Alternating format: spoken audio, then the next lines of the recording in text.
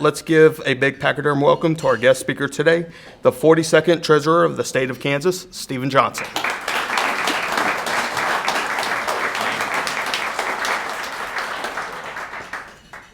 Thank you, Nick. That was fabulous. I don't know I can live up to that. So have a great day. And no, it is great to get to be with you. It is great to get to be with you today, having just gotten to celebrate the 4th of July and everything you do consistently to make sure we continue to stay free. As you know, it matters in each step. So thank you for gathering, thank you for staying educated, and thank you for continuing to make America great. So good to get to be here with you. I'll talk a little bit about the State Treasurer's Office, a little bit about what we do, some things that interact where you may want to take advantage of them. And we'll just go, I'll look for whenever I get the hook for when it's time to quit talking. But I thought I'd start a little bit on some of the numbers that we work with, talk a little bit about things that are going on with unclaimed property, go a little deeper on the ESG topic that Nick introduced and talk to you about that with him. And then if we have time left, we'll spend a little time on the financial literacy and the work in the education savings programs. But Sedgwick County has been well served, having had Ron Estes in the Treasurer's Office for many years. You all are current on that issue, and he has been looking out for interest in this area for some time. When I arrived, the picture looked a little different than what it did during Ron's tenure. We actually had cash that was flowing in, and in the last year, interest rates changed tremendously. It is not the same game as it was a year ago, where a little over a year ago, if you got 1%, it was pretty remarkable. Now we're disappointed if that's the number. So I'm glad even the Unemployment Trust Fund is earning more than that for us, Phil. So thank you for that update beforehand. But working through that, one of the first things that I picked up when I got there is a thing that's called the daily cash sheet. So this is today's, and I thought while you were eating, I'd try and put people to sleep with that. But anyway, it goes through where our money is. This has a couple of things on it that were useful, but on the far side, the smart transaction shows income, expenses, and then it shows what the balance is in the bank. And then under the investment column, we're just looking at what we actually have for the state. There are a lot of dollars. I had said early in the year that we would make $300 million in interest on the float. I'd say it will be well over 400 for our coming fiscal year. So that's a lot. In fact, we may, depending on cash flows, even approach $500 million. Temporary money, not long-term money. As long as rates are where they are, we will see that. I hope we don't see it for a long time. I hope interest rates move lower again. Our interest rate policy was problematic, staying too low for too long. The Biden administration was slow to raise it. Then, in my opinion, they raised it entirely too fast. While they're wanting to slow inflation, choking some of our financial institutions through that process, which I don't think was necessary. Nonetheless, that short-term rate, which is what we live on in the Treasurer's Office because we're looking at liquidity, has been really high, and the yield curve has been inverted. So that's been good for us. I don't recommend it as a long-term policy, but we want to make sure we don't miss the opportunity with dollars that were there. So on January 10th, I saw my first cash sheet, and as I went down to the daily bank balance, the number that I don't think anyone can read it here, but it's now showing as a negative $3 million, so I'll get back to that. That was a little over $130 million. And I said, well, what are we doing on that money? Well, that's in a checking account. What does it earn? In short, nothing. I won't go through the whole story. So I did call the bank, and one of the fun things, there have been a lot of fun things, so thank you for the opportunity to serve as treasurer. But when I called and said, you know, we've got some money that's not earning anything, we'll be looking at putting that to work, and if you have any ideas, let me know. I did get a call within 3 hours with a couple of good ideas. So that was the speed of reaction has been a pleasant surprise in the Treasurer's Office in terms of being able to take action. And the bank has set up a process where they sweep to a commercial paper account that they have. They pay us 0.15 or 15 basis points over our overnight rate that we can earn other places, so it's a win for us to keep it there. And they asked that we keep $150 million there. On this day, that new account that we set up shows up, I'll find it here eventually, in the commercial paper sweep. We had $207 million that swept last night. Back to where we started, one of the things we didn't know is we wanted to put all but about $25 million to work. We knew we had to have liquidity to keep everything working, but they are able to sweep it to a very small amount. And what we discovered is we get late wires in most days. So the balance that we show has actually been negative every day but two, because of those late wires that we didn't know we could put to work. And it's been as high, I think one of our positive days was 1.2 million at 700,000. Our biggest negative day was over 100 million. KDOT had tried to purchase a couple of bonds that didn't settle. It wound up in our cash account. That 100 million got swept in the commercial paper account.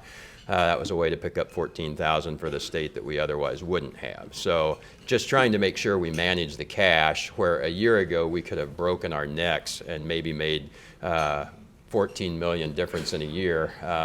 We can make a pretty big difference in a day. So that has made it a lot of fun to get to watch. I'd love to talk to you about that the entire time, but in short, that's the bottom line, is looking at that, where things are in those funds and in some other funds. There's some others that I'm talking to some of our local entities to get a sense for where they're handling that. Some of this money is local money, but local banks can do a great job for us. If we look at what we are managing right now in total for the state, including those local entities, our short-term assets are $9.7 billion as of today.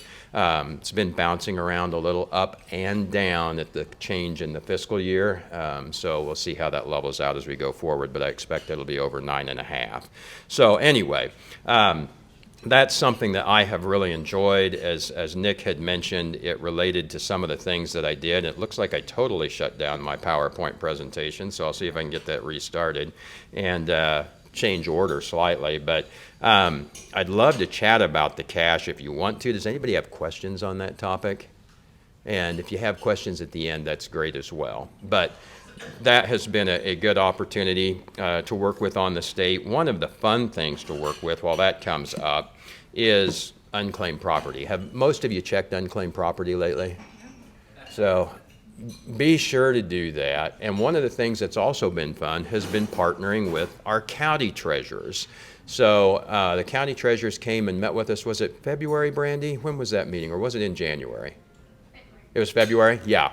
So, and we were sitting outside the vault in the treasurer's office with everybody almost jammed on each other's lap in that space, but talking through things. And we interact on bond registration and other items with our county treasurers, and their work is a lot broader than our work in the state treasurer's office.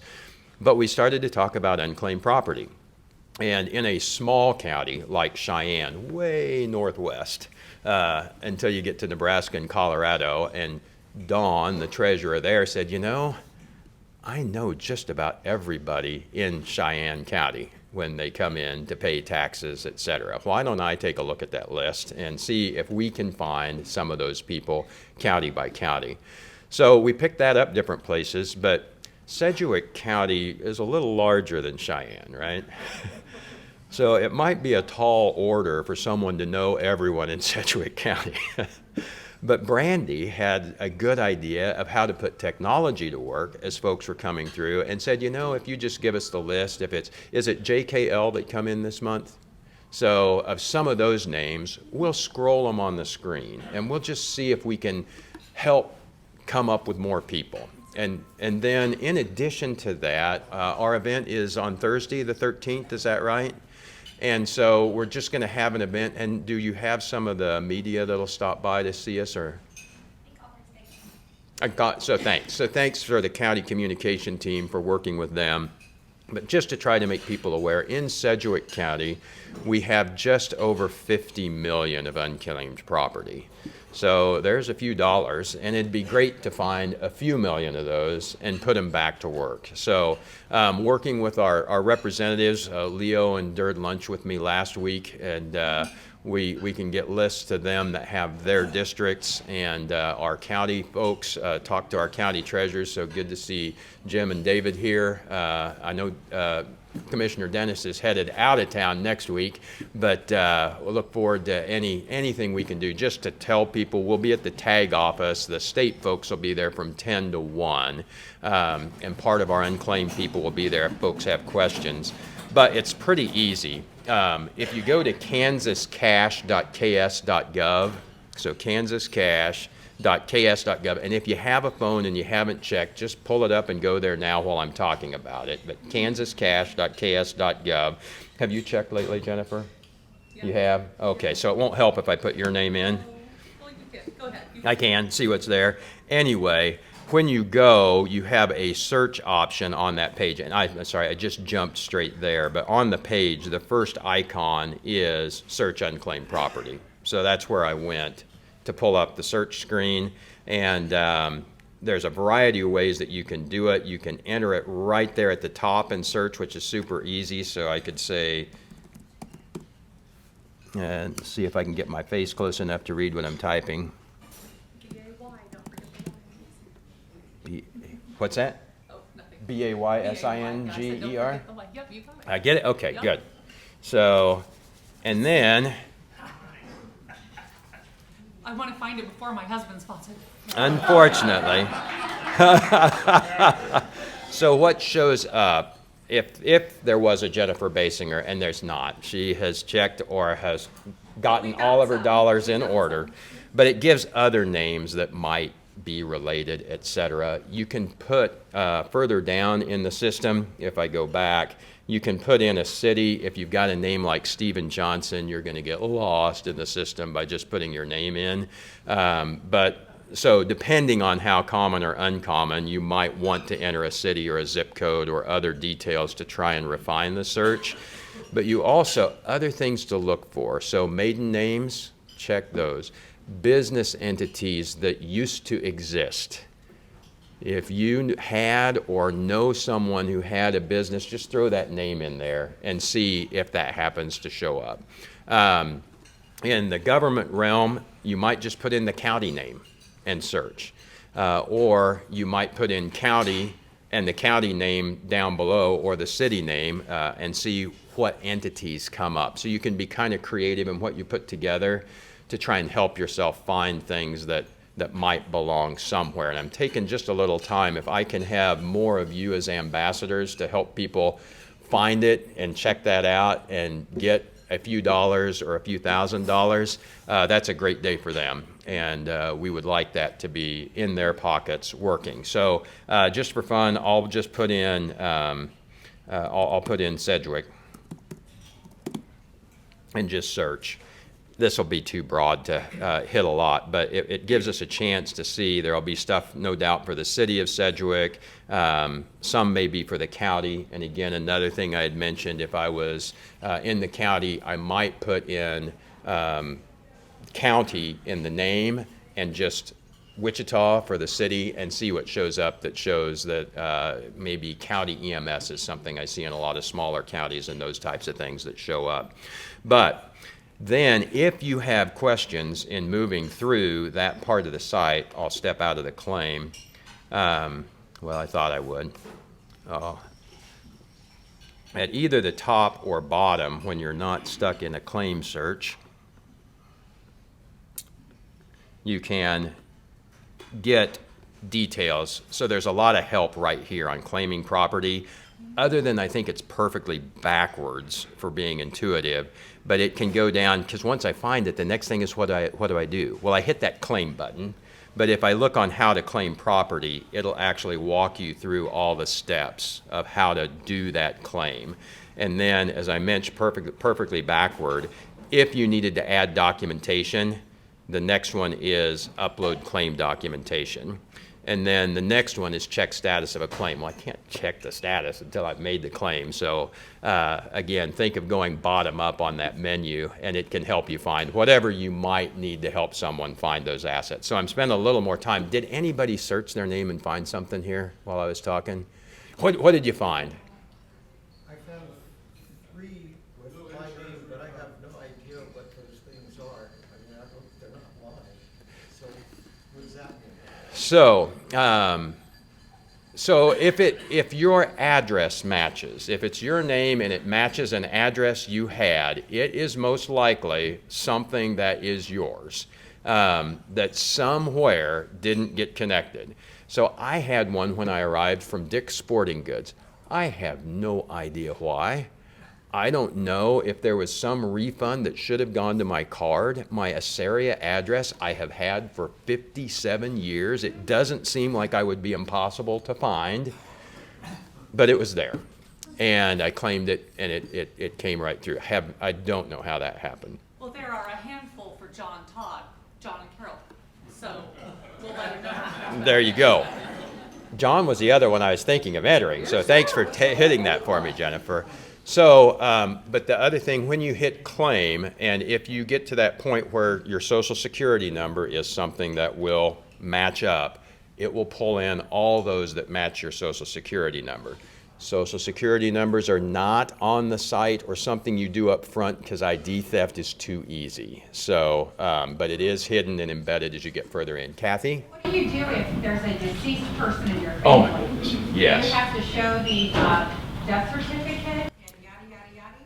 Yes. Okay. So that works through, and then what you need in terms of was there probate, was there a will, it does get stickier for someone who has passed on.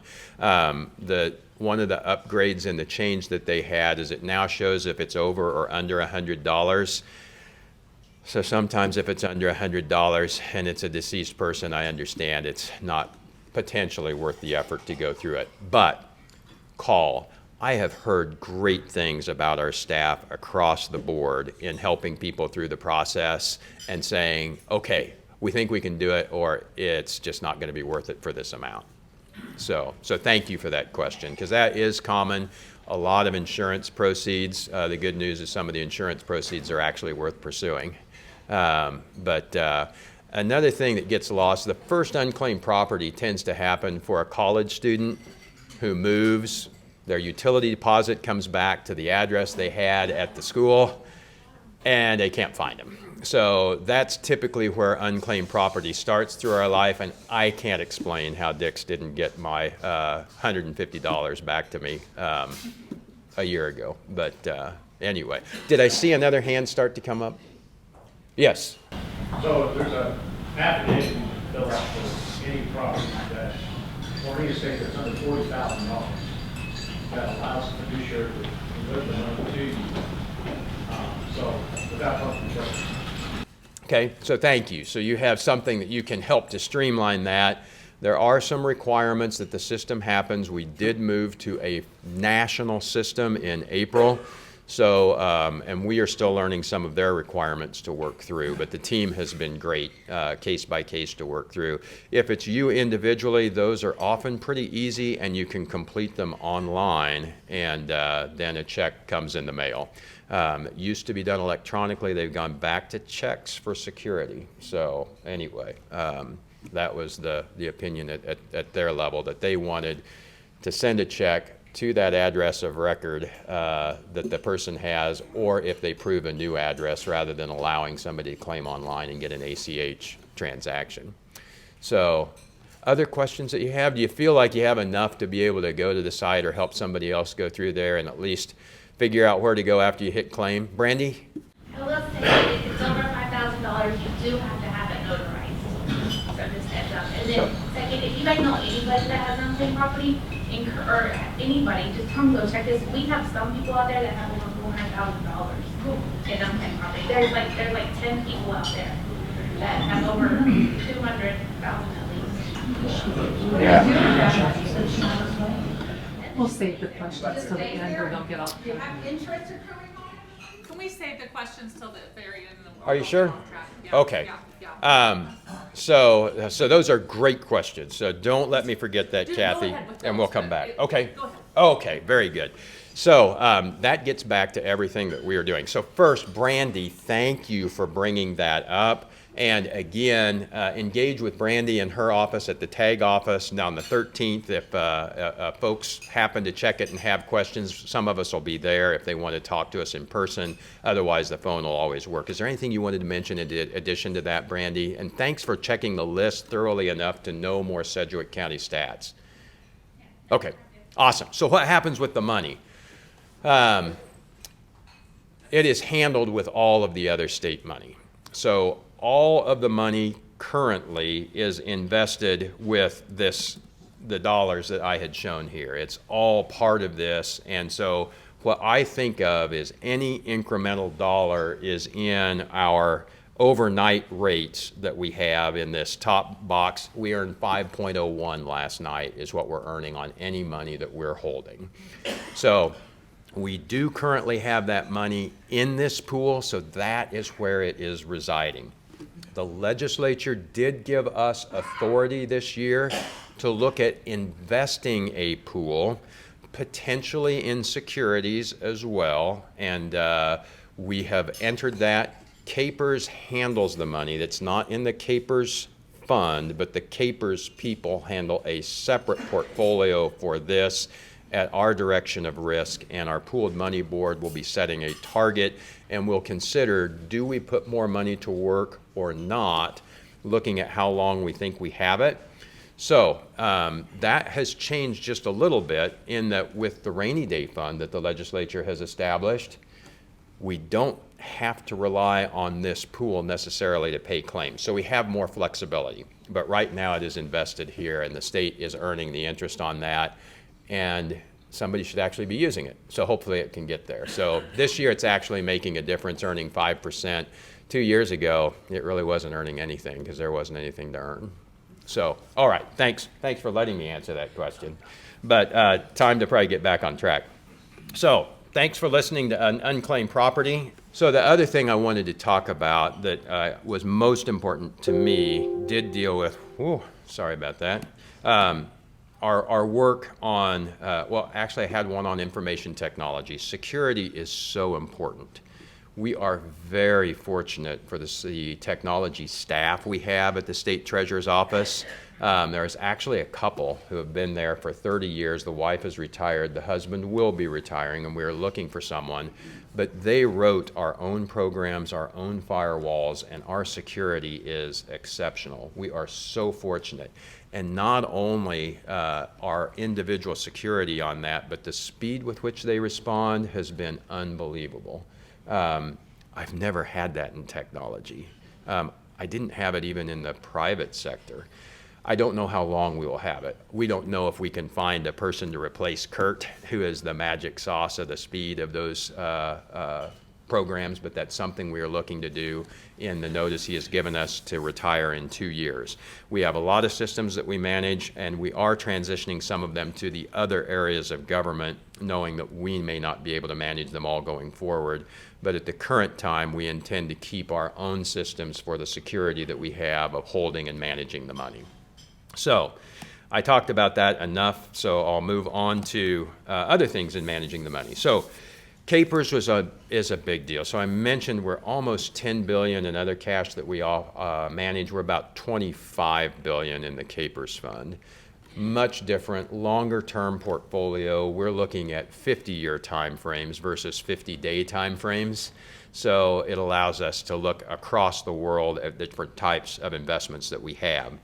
So the treasurer is one of the members of the board of trustees. There are 9 trustees that make the investment decisions. And one of our biggest things that we had to deal with was talking about the ESG issues. So Nick mentioned that. Really critical that we had a chance to deal with that. And we talked about it some. I'm trying to think how far to go back.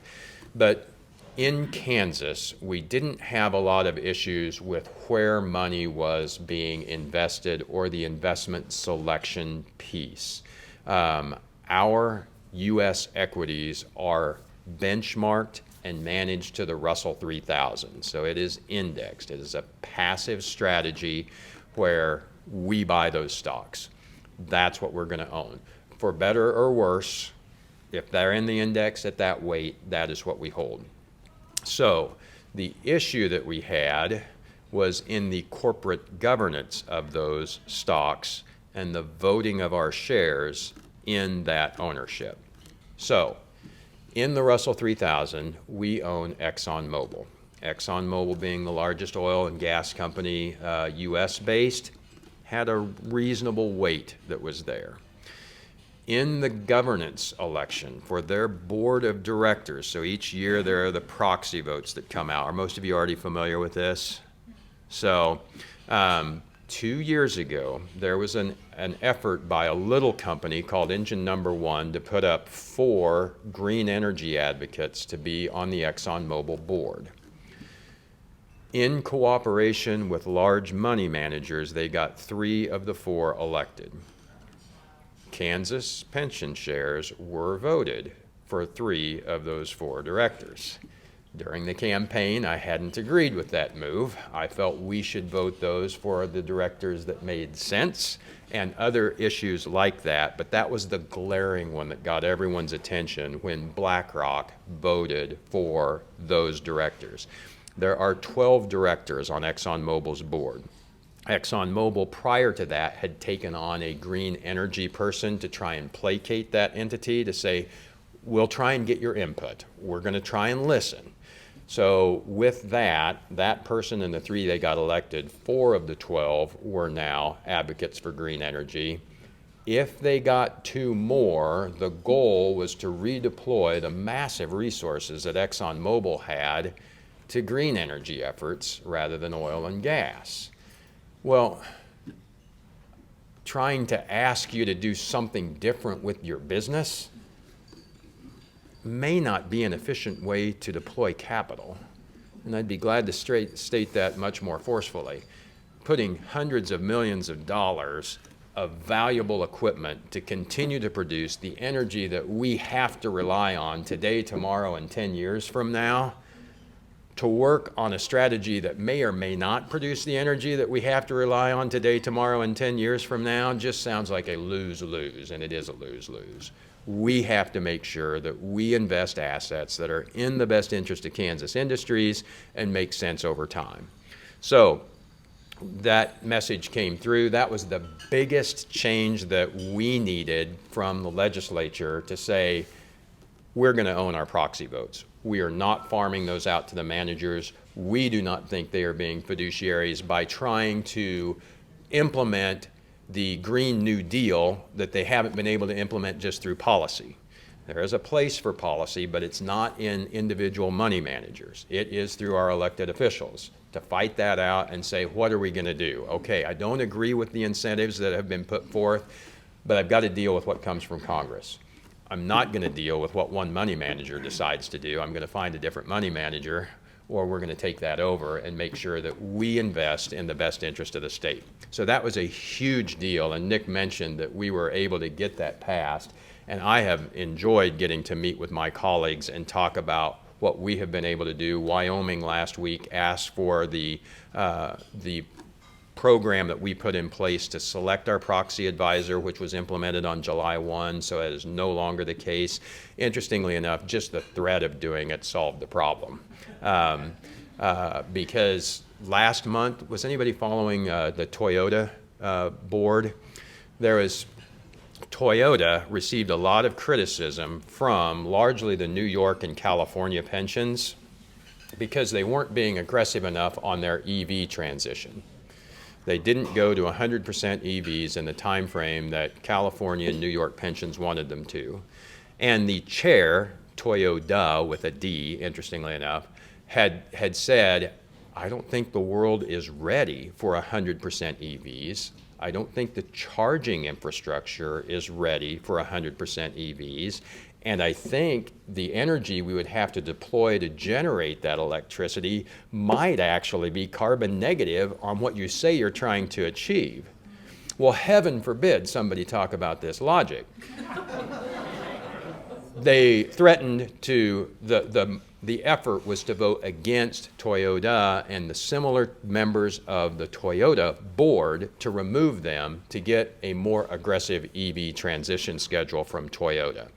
The message was clear that Kansas shares were to be voted for Toyota and those members, and to thank them for their work and reinforce that. In Japan, it's a big deal to just have some negative votes. They are consensus on that. So we wanted to be super clear. That's exactly the right message that we need entering into this discussion. Thank you for that, and please stay at the helm. I might disagree with you on something else, so we'll worry about that then, but stay on this course. And that's a message now that we are able to deliver, and I'm so thankful to the legislature that we can. And I could spend too much time on those examples, and I won't give Nick any time to talk. But we solved that problem, which was the biggest issue we had on the investment side, and we also dealt with the contracting, just to say there are so many different issues that folks want to talk about. In my case, who's got the best return for the risk we take? That's what guides the decision. As we look to contracts, who is the best person to execute a contract? If they are the best entity to execute that contract, that is where we go. These policy initiatives are not something that can be allowed. I think, Nick can talk to it more eloquently, I think the city of Lawrence didn't like that, if I remember right. So they wanted to be able to perhaps use that. So Nick, I'll let you talk about that a bit. Thank you, Mr. Treasurer. Yeah, so it wasn't actually Lawrence. It was city in Johnson County, I'm trying to think, Lenexa. Lenexa has a policy on the contract side that says no gun manufacturer can contract with the city in any city-sponsored events. In this ESG bill, HB 2100, we actually added protecting the Second Amendment in there. So we consider gun rights a part of ESG. So this 2100, it disallows ESG in government contracts on the state and city and county, all local levels. So the city of Lenexa would now not be allowed to discriminate against gun manufacturers. I know I've heard some conversation in Wichita about having Century 2 disallow Century 2 from hosting gun shows. Century 2 hosts gun shows. There's been some conversation about that, and this would disallow that either. The city of Wichita would not be able to discriminate against a company for government contracts just because they're a gun manufacturer, gun distributor of any kind. Now, I do want to read, if I may, just one thing here, and this is kind of what brought up the government contract side. This is a tweet from Gavin Newsom from March 8th, 2023. Quote, "We're serious about not investing in companies that cave to the extremist agenda of the GOP." This was in response to Walgreens saying that they weren't going to ship the abortion pill into the state of Kansas because that is violation of state law. Our Attorney General said that he was going to enforce that law. So what Gavin Newsom did was canceled a $54 million contract with the state of California to Walgreens. Now, this government contract may have been the best contract for the taxpayers, but Gavin Newsom didn't care because he has this ideology that he wants to push on people, and he wants to punish Walgreens by canceling this government contract. So we actually have abortion. We put abortion in on ESG as well, to where the state of Kansas could never do that. They couldn't discriminate against a company or give preferential treatment to a company if that company their insurance company doesn't offer abortion services. So I know some states are pushing to require any company that wants to do business with the state to have the insurance of that company pay for abortion services or transgender services. So in our ESG bill, we disallow that too. So Laura Kelly can't say to a company that wants to do business with the state of Kansas, you have to offer abortion services to your employees. So that was the government contract piece in there, and that was another vital piece that we wanted to make sure we had in that HB 2100, the ESG bill.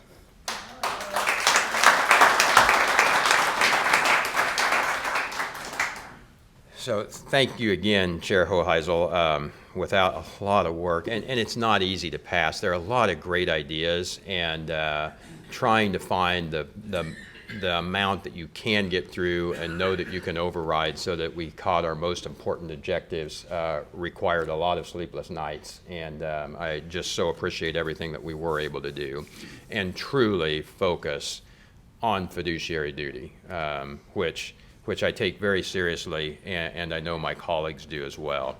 That wasn't the only thing. There are several things that we got to work with, but the ESG bill was absolutely at the top. The legislature also recognized that we could make more than we were paying on some stuff, so they asked us to invest some money that we had in water bonds, which we'll be able to make a little over $1 million a year right now, and we've already locked that in for our first period, so that was set up specifically. We set up a fund to pay it off. We're only paying 2.5% and 3% in our interest. We're making 5.3% on that, so it's just north of $1 million a year that we make. The legislation says as long as we're making money on that, we continue to re-up. As soon as we don't, we pay off the bonds. So it's in its own fund. It's as if the bonds were paid off, but we get to clip that coupon difference while it continues. Another option that we got to work on, the alternatives to abortion, gives us a chance to look at alternatives and to promote that. We have gotten to complete the RFP, and we are in very regular communication with the Department of Administration to get the proposal up. So they needed remarkably different things than for all of the other RFPs that we needed to get it up. And then people have been out on vacation, and it's always going to be tomorrow. So other than that delay, it has been great to get to work with our stakeholders our stakeholders have been great to work with, and we'll continue to fight through the process to get it there. Another great idea that the legislature has, the governor had wanted to have some other dollars to build Kansas, largely in transportation. The legislature looked at that, said we want to make those decisions. We don't want to grant that to other giveaways that may continue from a couple of departments that the governor runs. And so we will get to be engaged with the legislature, and I enjoyed talking with our leaders on what our next steps are with that. And they look forward to meeting in July and August and getting us started on where those $55 million will be put to work. And that will be run through the treasurer's office rather than through the governor's office. So another great place to partner. First-time home buyers was another one. We have several savings programs, including Learning Quest, the 529 program. The important thing for all of our programs is there is up to $3,000 that you can put in. You get a state income tax deduction for that, and your earnings are tax-free if used to purpose. Now, on the first-time home buyers, it's only state income tax-free because we can't control the federal income tax. The others are federal programs, so they are state and federal.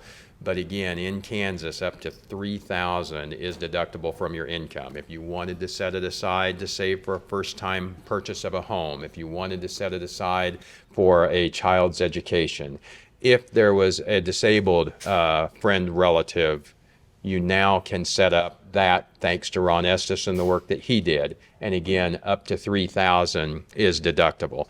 In that case, between the disabled program, the ABLE program, and the 529 Learning Quest, both of them are under Section 529. So the deduction is up to $3,000. You could do $1,500 in both, $3,000 or one in the other for a particular beneficiary, but that's just the number to remember in tax planning. There's a lot that you can do. Thanks to Trump, you can use 529 savings for private school education, K-12 up to $10,000. It's a great way to run that through if you're going to have a lot of those expenses to pick up the tax deduction. So helping people know where they can go. All of this is on the treasurer's site. I'll bet you already know about those, so I didn't plan on spending a lot of time on it. But I'd be thrilled to answer your questions on that or other topics, and maybe I'll even have a short answer. But thanks for the questions we already had. And yeah, we'll bring a microphone here. Yeah. Thanks for coming and sharing with us.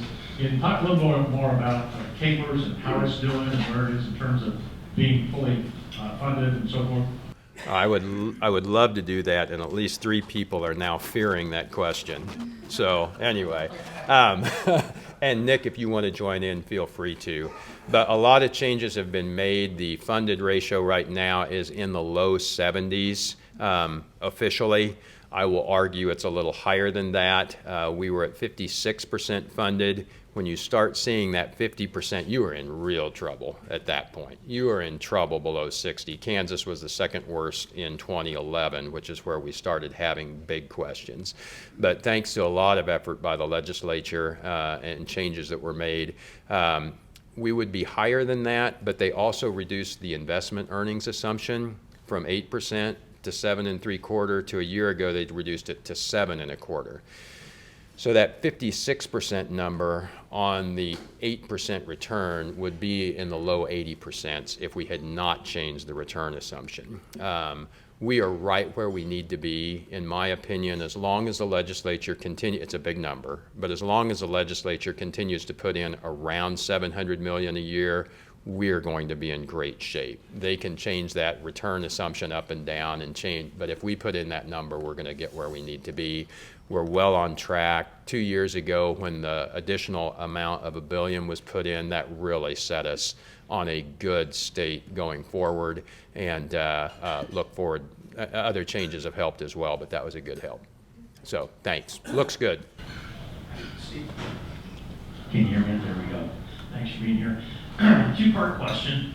Last week, you and I had lunch. At lunch, I asked. You asked me to pay for it, and I didn't, but yes.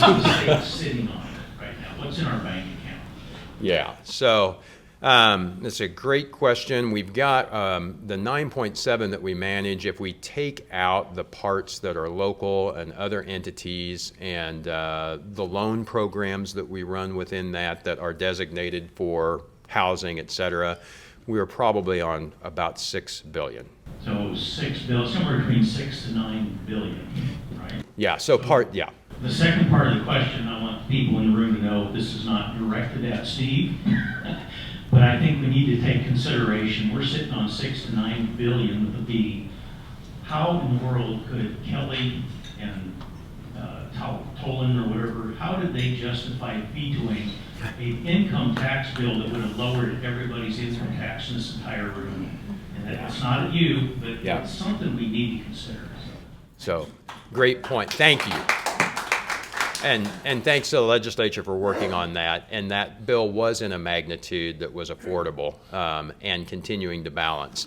So some of the cash will ebb and flow as bills come in. Our school payment will hit in a bit. We've got 2 quarterly CAPERS payments coming up yet this year. So some of that is spoken for. But just looking at the ending balance, which Leo is referencing also, that will be there moving through, we have room for a tax cut in the magnitude of what was proposed. So just didn't like the flavor of that, did she? So anyway, thank you. Hollis. Yes, congratulations on 2100. But also, I want to make sure I'm assuming correctly.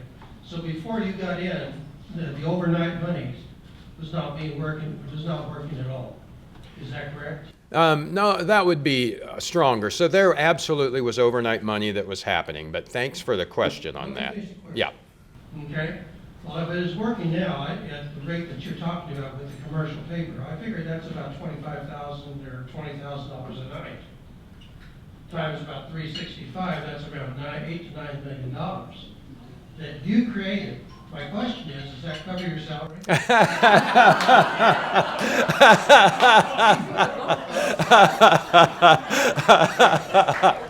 So thank you for walking through that, and it does. So and thank you.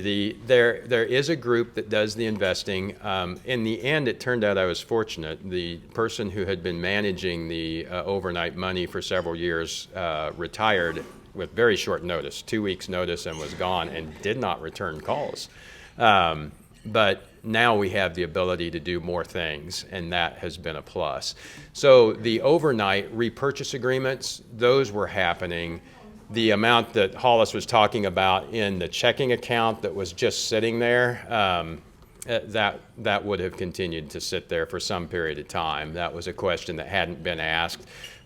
Before, it had been used to pay account fees, and at 0.1%, you didn't quite earn your account fees, but at 5%, we were earning $310,000 credit a month against $44,000 in fees. So you're exactly right. We'll pick up about $9 million for making that change, and I'm glad to get to do that. So, yeah.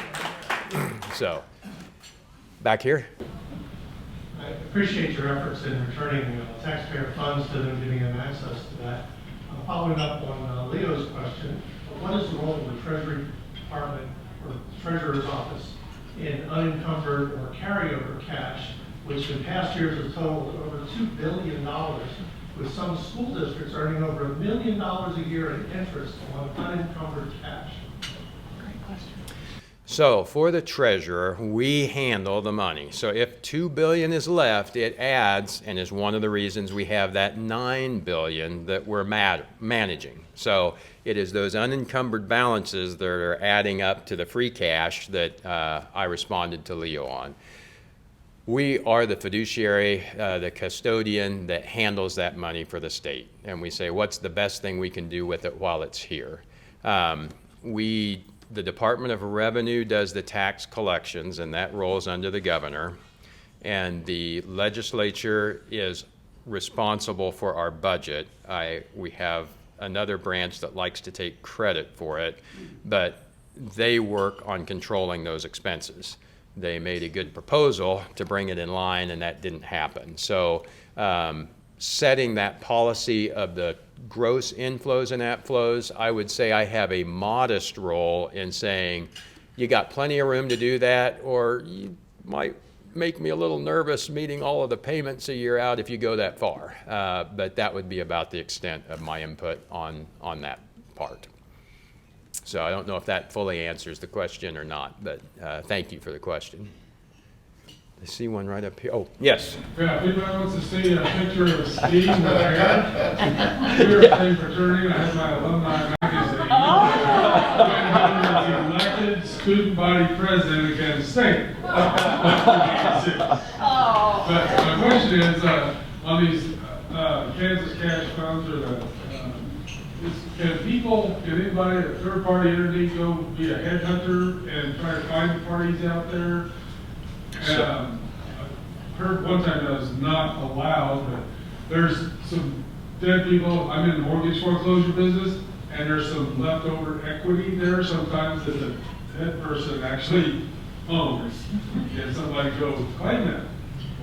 Yes, so thank you for the question, and thanks for a picture when my hairline did look meaningfully different. All the way through a claim process, the heirs, the owner has to be a part of the process. So you can direct someone, you can help someone. There are entities that offer to do that for a fee. Some of them are legitimate, some of them are not.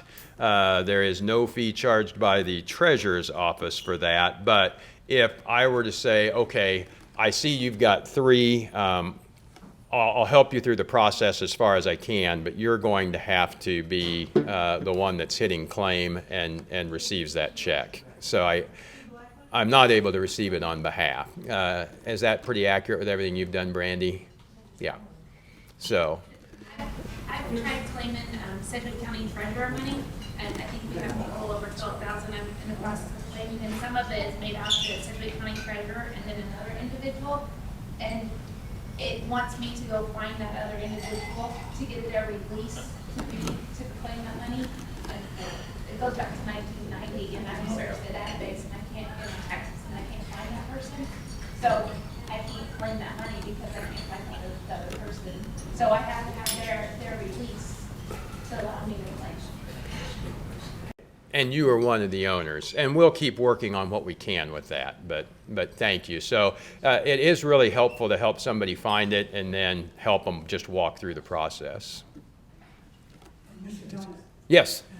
I'm sorry. Hello, doctor. No, we all know there's excess money in the budget. Can we put some of it in the Medicaid there are many patients who need Medicaid. They don't want to go to the doctor, not to the hospital because of lack of money. So can you allocate a part of it to Medicaid? So the short answer is no. From the Treasurer's office, I can hold it where it is. I am glad to yield to my esteemed colleagues to discuss how they might wish to handle those allocations. But no, in the Treasurer's office, we execute the direction that we have and cannot change it to that need. So I am glad to yield if anybody else wanted to hit that. But Quick question. I'm not familiar with the acronym RFT. oh, yes, thank you. Thanks for calling me out. So request for proposal. It is what you go through to say who would like to bid on this contract. So I need to have my drain fixed, to make a simple one. Who's able to do it? I get 3 people that say they'll do it, and I either base it on quality or cost and go through. But that is the purchasing process that we go through. Thank you for calling me on that. So, Hey, what's the breakdown of international investments that the state uses for the Russell 2000? So great question. So in the CAPERS portfolios, which where our equities are and where our international exposure is. Man, I can take us till 1:10 on this, so I may go offline with you more.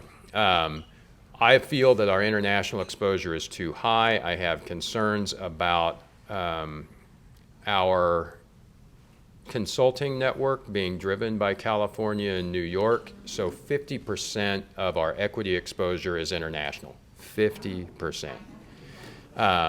I've been very interested in getting that down. So then we only had one. To their credit, we indexed domestic, which is efficient and I do agree with. We use largely active management international, which I also agree with. I think that with currency risks, political risks, and other things, there is opportunity and active management works better. It's been hard to find an index that works well. There was one index holding in international. So we had a total of 4 holdings that were actively managed and a 5th. So little over 1/5 was in this index, the international index, generally just benchmarking the EFI, Morgan Stanley's old EFA index, Europe, Australia, Far East. That was sold. We sold that a couple of months ago. I wish we would have sold it a couple of years ago. It's why we had Russia exposure in the fund 2 years ago, because it was that weight in the benchmark. And similarly, our largest holdings in China and Hong Kong were in that index.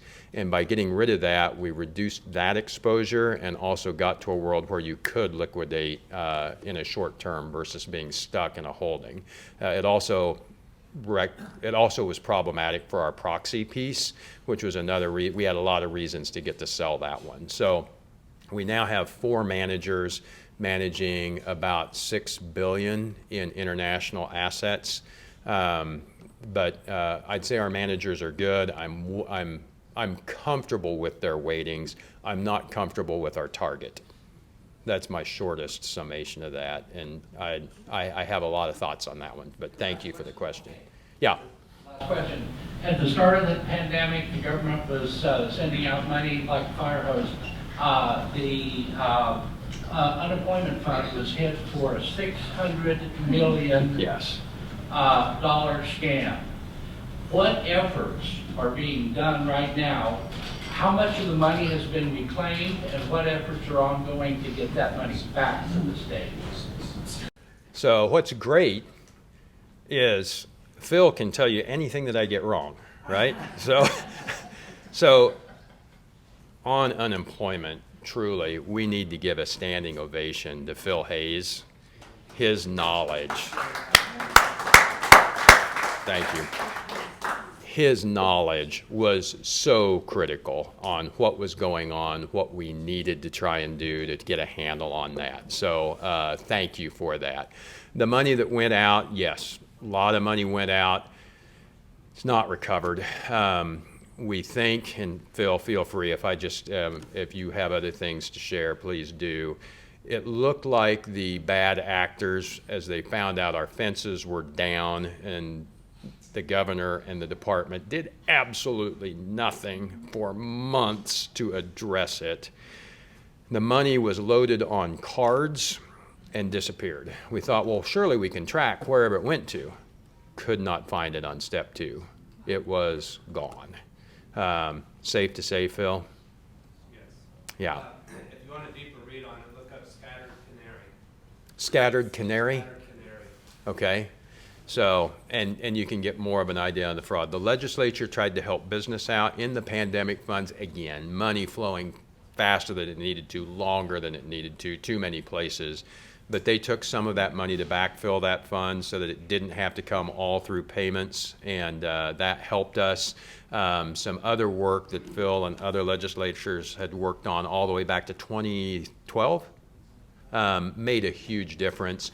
We are now back to $1.3 billion, and thanks to Phil catching me before the meeting, I think you said we're the 7th most solvent right now. So we're back to good shape, thanks to Kansas business, thanks to the legislature, thanks to Phil. In a time frame I would not have projected we could have gotten there this fast, but we're in good shape. I wish we could recover those dollars. It was entirely too much time of them not implementing two-factor authentication, and we would have calls. I know I had them with other legislators that were here, and we'd say, okay, I get it's not your fault. We've got 30 minutes. What do we do?